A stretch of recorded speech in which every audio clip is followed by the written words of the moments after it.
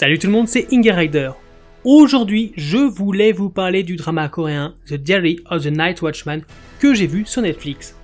On pourrait le traduire par le journal d'un veilleur de nuit. Il a été diffusé sur la chaîne MBC du 4 août au 21 octobre 2014 pour un total de 24 épisodes. Mais alors, de quoi ça parle? Lee-rin est un prince menant une vie solitaire à l'extérieur du palais depuis son enfance, bien qu'étant le seul fils légitime du roi Haejong et de la reine Min. Aussi riche que beau, il choisit de mener une existence de rebelle afin de surmonter ses problèmes personnels, cachant un lourd secret derrière son sourire et son caractère espiègle. En effet, il a la faculté de voir les fantômes depuis une tragédie survenue au sein de la famille royale alors qu'il était encore enfant. C'est à la suite de sa rencontre avec Doha, une jeune fille originaire des montagnes Paektu, à la forte personnalité et dotée d'une énergie débordante, que celui-ci rejoindra l'équipe des veilleurs de nuit. Mais il réalisera très vite que son don surnaturel peut être aussi bien un avantage ou une faiblesse, voire même une malédiction. Autant te prévenir de suite.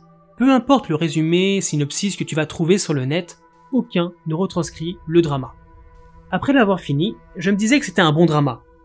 Il était cool, fun, pas extraordinaire, peut-être moyen, voire très moyen. Et avec le recul, je sais toujours pas aujourd'hui si je l'ai aimé ou détesté. Les premiers épisodes étaient bien, de bonne musique, beaucoup de péripéties, il y avait ce petit côté ésotérique qui me déplaisait pas, vu que j'adore le fantastique et l'historique, voilà, c'était un bon mélange. Puis l'histoire avance, se renouvelle, et on commence à connaître nos personnages. Alors, ils sont pas mal. Surtout leurs costumes et les décors dans lesquels ils évoluent sont toujours du bonbon pour les yeux et ça j'adore, voilà, c'est validé, je kiffe. Mais tu vois, Lee-rin a beau être un prince cliché, du genre tu vois, très imbu de sa personne, il devient au fur et à mesure plus mature et plus sérieux, mais va rester à certains égards, au vu de ses actions, de ses réactions, très stupide. Alors c'est con parce que j'ai beau apprécier l'acteur, non mais je l'apprécie, j'aime son jeu, j'aime son jeu de regard aussi, comment il se positionne, il est bon. Mais dans ce rôle-là, clairement, j'ai trouvé qu'il n'était pas à sa place. Il y avait quelque chose de décalé. Je ne suis pas rentré dans l'histoire avec lui. Quant à l'héroïne, Doha, elle est très très naïve. Il y a ce gros côté campagnard, la jeune fille de la campagne qui arrive en ville, qui sait pas trop quoi faire. En plus, au début, elle semblait avoir du caractère. Une femme forte, badass. Mais ça a dû se perdre en cours de route parce que elle finit par devenir docile comme un petit chien dès que l'amour est là. En plus de ça, j'ai trouvé que dans ce drama, notre actrice manquait souvent d'expression, de charme. Pour pas dire qu'il était inexistant. Si bien que, quand t'as fini par former un couple avec l'acteur principal, ça matche pas. On ressent rien. Parce que oui, excuse-moi, il y a de la romance dans ce drama. Mais alors, elle est quasi invisible. On la ressent pas. Elle est, presque inexistante. À croire qu'ils se sont dit, ouais, il faut qu'on mette une histoire d'amour. Écoute, non. C'était vraiment pas obligé. Il y avait vraiment pas besoin. Mais c'est que mon avis. Il y a d'autres personnages que le duo central évidemment, mais je vous avoue que j'ai peu ou pas du tout envie de revenir sur eux. Parce que entre le serviteur qui est complètement addict à son roi, qui lui est dévoué, qui lui donne toute sa confiance alors que il ne voit même pas la réalité devant ses yeux, ce qui se passe devant ses yeux, moi j'ai trouvé que c'était fatigant de le suivre. Bien que l'acteur a beaucoup travaillé son rôle, ça se sent, comme par exemple dans les scènes de combat. Il m'a fatigué. Clairement, il m'a fatigué. En plus, le roi, c'est un complet paumé. Il est totalement naïf, il est incapable de faire quoi que ce soit, et en plus, il a la maladie de la persécution. T'as envie de lui foutre des baffes. Sans oublier que il a un dédoublement de personnalité qui le rend encore plus ridicule. Et si je dois encore parler de la famille royale, un petit mot sur la reine douairière, qui du début à la fin ne sait pas ce qu'elle veut. Honnêtement, je me suis demandé plusieurs fois à quoi servait le personnage. Sans oublier le méchant, parce que oui, il y a un méchant à combattre dans cette histoire. Il est ridicule du début à la fin. que ça soit dans son clan avec ses peaux de bête sur les épaules, ou quand il se fait passer pour un taoïste, bah, il n'est qu'une chose dans le drama, un générateur à mèmes, avec toutes les trollface qu'il nous fait à longueur de temps. Il n'a pas cette intensité du méchant qui va montrer le danger de ses actions. Non, au final, non, pas du tout. Pas du tout. Mais heureusement, oui, heureusement que Masoyeji était là. Je l'adore. C'est la seule que je trouve qui a été excellente dans le drama. Elle joue son rôle à la perfection, elle est crédible. En gros, je pense qu'elle remonte à elle seule le niveau du drama.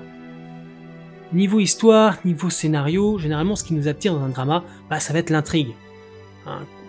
L'évolution des personnages dans une situation conflictuelle, comment ils vont faire pour s'en sortir, tout ça.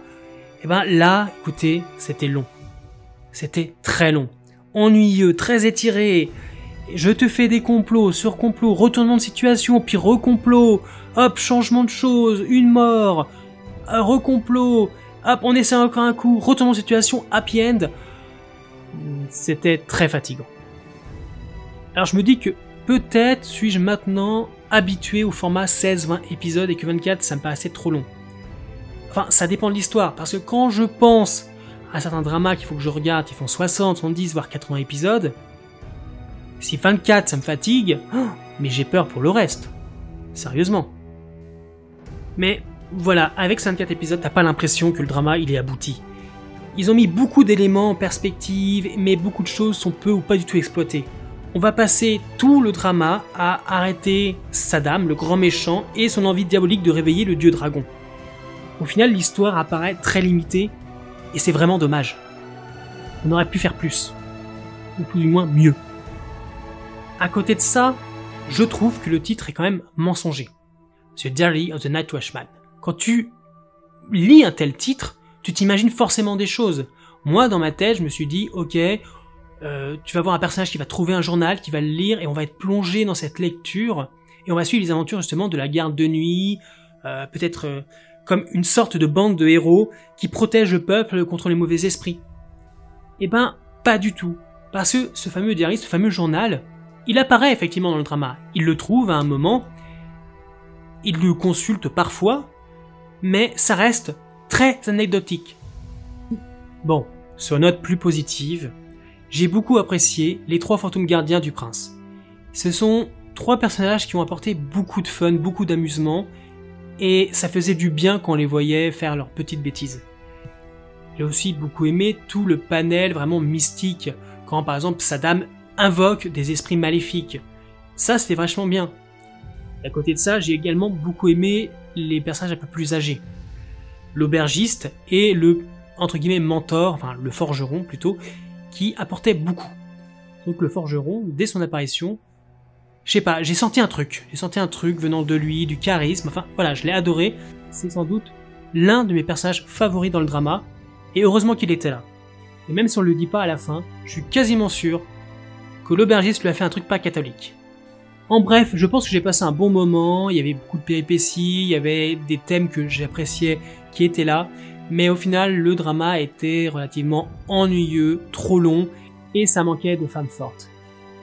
Voilà, j'espère ne pas avoir dégoûté ceux qui voulaient le voir, en tout cas, regardez-le pour faire votre propre avis, c'est le plus important. Moi, je ne l'ai pas apprécié outre mesure, mais peut-être que certains d'entre vous l'aimeront beaucoup. Ça sera intéressant après d'en discuter. Pour ceux qui l'ont déjà vu, n'hésitez pas à me dire ce que vous en avez pensé dans les commentaires pour que justement on en discute et qu'on échange. Je vous invite évidemment à vous abonner, mettre la petite cloche pour ne pas louper mes prochaines vidéos et évidemment à commenter, partager si le cœur vous en dit, ça me fera très plaisir. Et je vous dis donc à bientôt pour notre prochaine vidéo.